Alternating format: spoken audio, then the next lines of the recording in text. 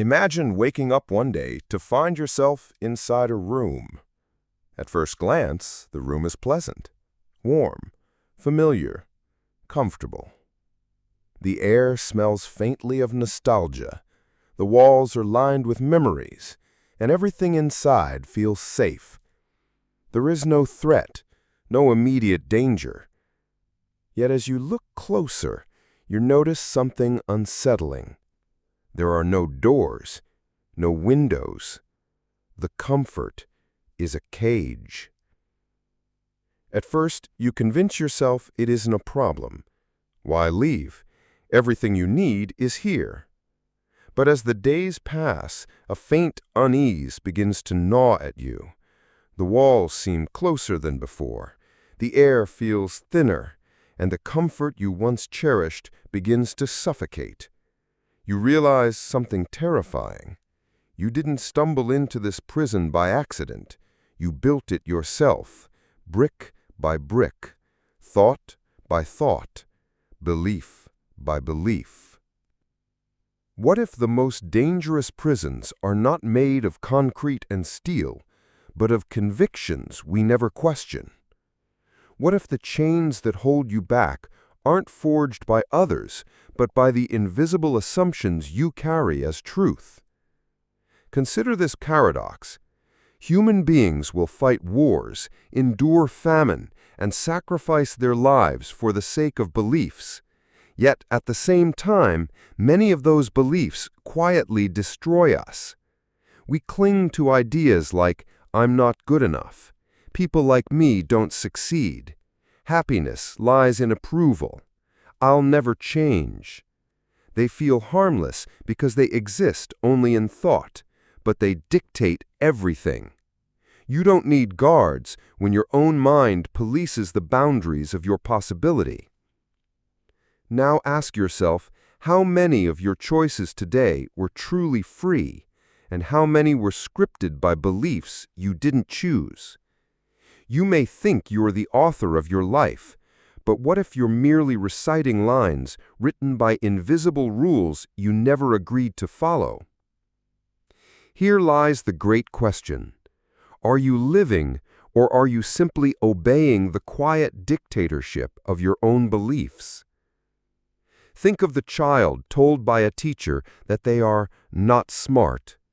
That single sentence, an opinion, not a truth, becomes a seed. Over the years, it grows into hesitation, fear of risk, avoidance of challenges.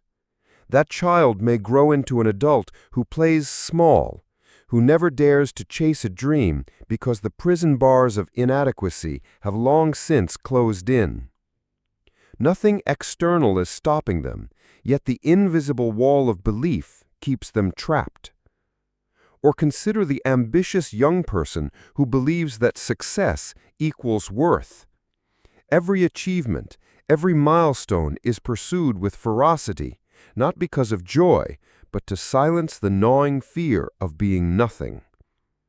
They may reach incredible heights, wealth, fame, admiration, yet inside they remain imprisoned because no matter how high they climb, the belief whispers, "It is never enough." What looks like triumph is actually self-destruction wearing a crown. What makes these prisons most insidious is their invisibility. A physical prison is obvious. You can see the bars, feel the constraints, dream of escape. But a prison of belief feels like reality itself. When you tell yourself, "That's just who I am," or "That's just the way life works," you are mistaking the walls of your cage for the horizon of existence. Here is the paradox that should unsettle you. The very beliefs that give us identity, security, and purpose are the same ones that can suffocate us. The structures we build to protect ourselves often become the cages that limit us. It is the subtle art of self-destruction, crafting prisons so comfortable we forget they are prisons at all. So let me ask you directly, what do you believe that keeps you safe, but also keeps you small?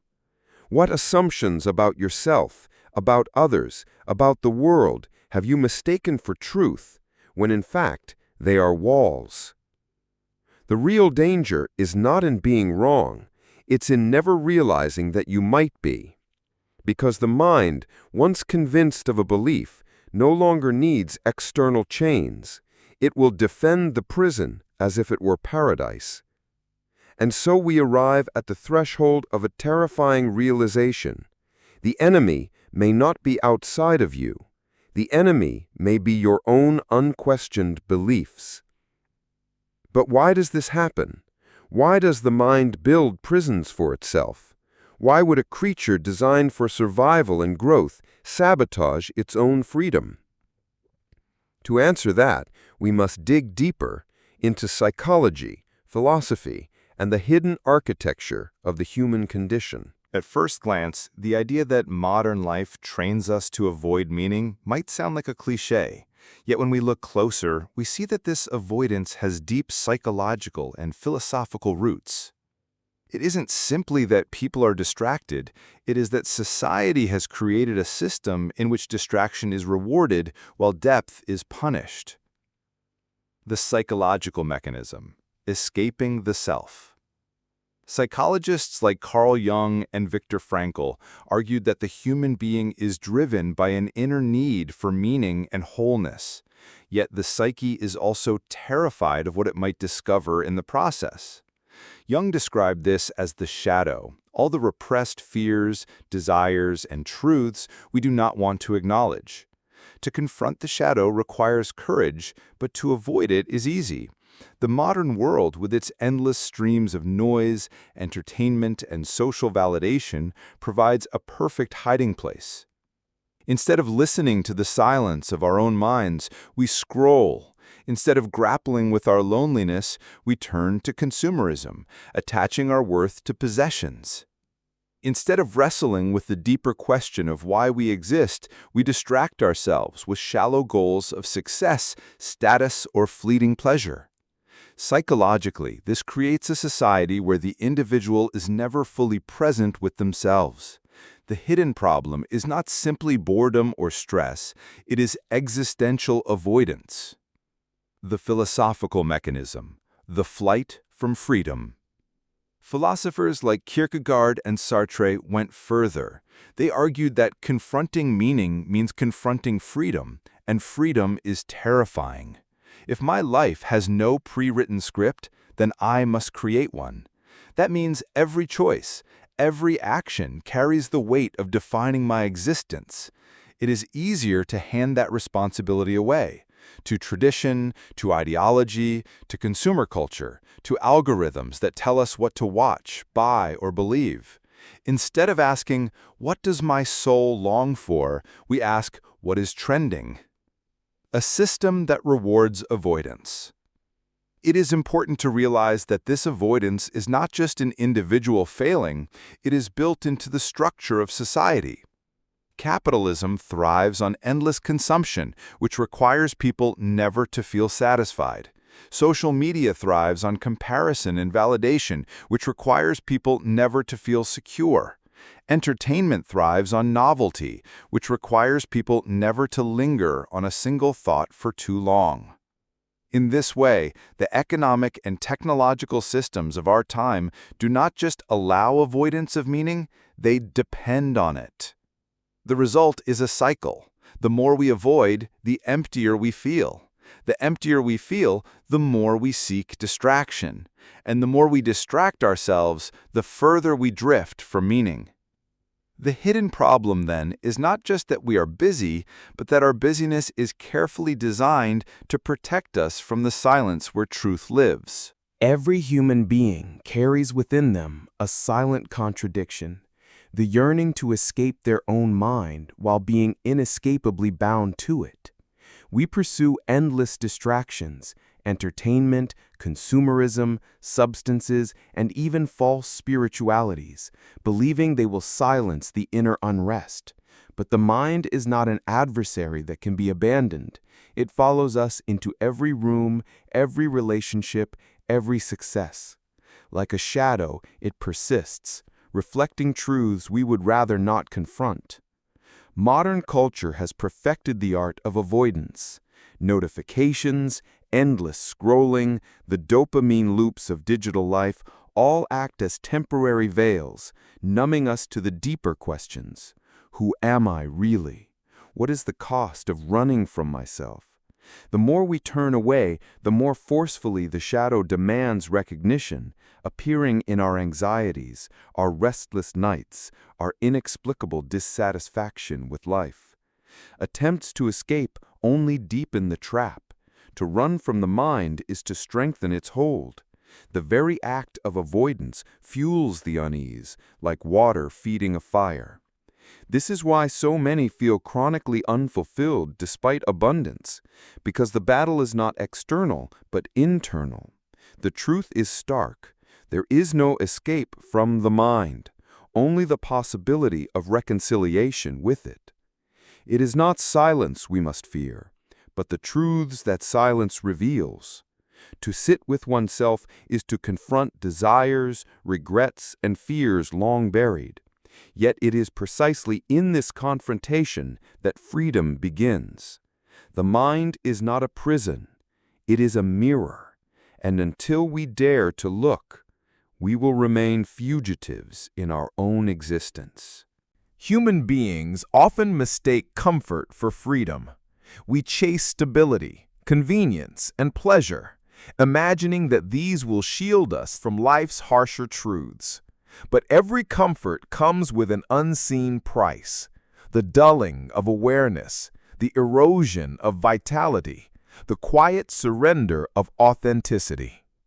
What begins as relief slowly hardens into a cage, soft, padded, and almost invisible. Modern life thrives on this illusion. The marketplace offers endless substitutes for meaning: new gadgets, curated lifestyles, fabricated identities.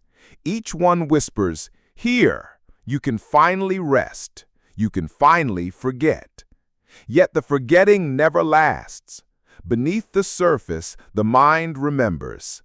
It knows the life unlived, the choices unmade, the truths suppressed. And so the comfort becomes restless, fragile, easily shattered by silence or stillness. Avoidance appears safe, but its cost is staggering. It robs us of the very essence of existence, the raw, unfiltered encounter with reality.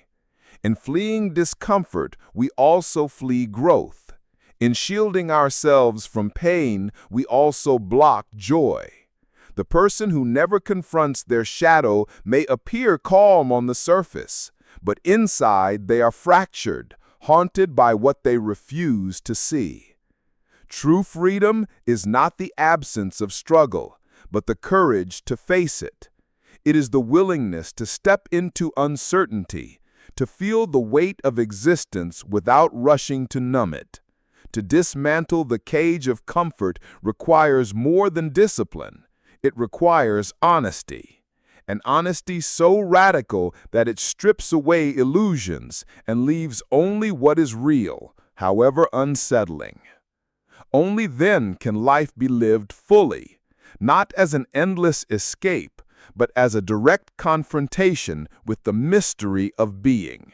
Every life eventually arrives at the same threshold, the confrontation with the self that has been avoided, denied, or hidden. We spend years chasing distractions, disguising emptiness with noise, protecting ourselves with illusions. But the truth is patient. It waits in silence, pressing against the edges of our awareness, reminding us that no escape lasts forever. To live authentically is to accept this confrontation. It is to look at the shadow without flinching, to see the fractures within and refuse to turn away.